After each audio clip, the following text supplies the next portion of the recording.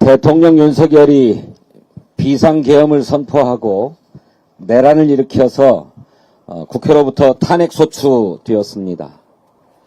그렇게 대통령 권한대행이 된 한덕수 총리에게 우리 국민이 기대했던 것은 내란의 실체를 밝히고 그 내란 세력들을 발본색원하라는 것이었습니다. 그렇게 민주공화국의 국채를 수호하라는 것이었습니다. 그것은 꼭 국민의 기대와 요구가 있어서만이 아니라 대한민국의 모든 공무원들에게 주어지는 헌법적 책무이자 사명이기도 합니다. 그런데 한덕수는 국회가 선출한 헌법재판관 3인을 임명하지 않고 거부했습니다. 헌법기관의 구성 자체를 저지하고 결과적으로 헌법재판소의 탄핵 심리를 방해하려는 것이었습니다. 그러니 국회로부터 탄핵소추될 만 했습니다. 결과적으로 국민의 기대와 요구를 배신하고 공무원의 헌법적 책무를 배신했기 때문이었습니다. 내란 세력을 엄호하려고 했던 것 아닙니까? 그것은 비상계엄에 반대하고 협조하지 않았다고 했던 자신의 언행과도 배치되는 것이었습니다. 헌법재판소가 결국 그의 탄핵을 기각해서 파면은 면했습니다만 그가 헌법재판관 3인을 임명하지 않은 것은 헌법과 법률을 위반한 것이라는 사실에는 변함이 없습니다.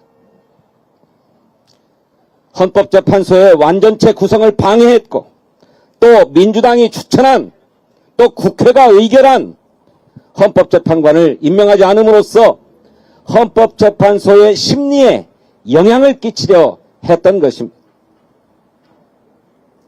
이제 다시 국무총리직에 복귀해서 마은혁 재판관마저도 임명하지 않는 것은 음모가 있는 것이라고 생각합니다.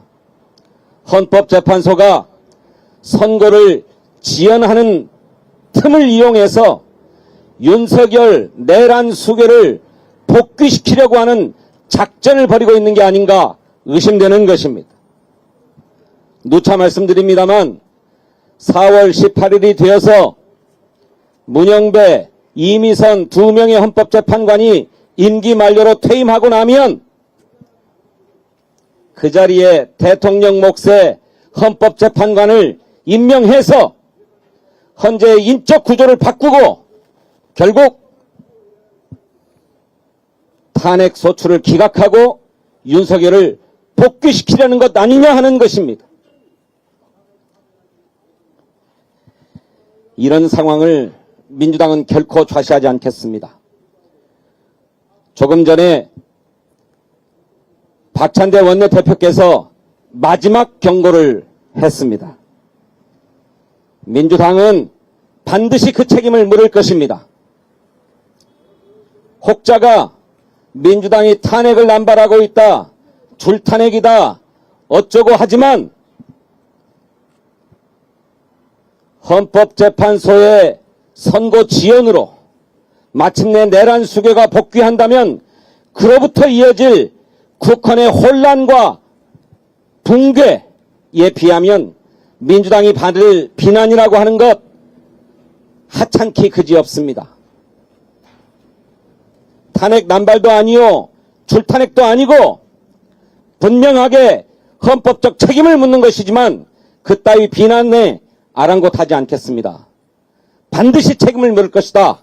이 점을 한덕수 권한대행이 명심할 것을 거듭 촉구합니다. 감사합니다. 네.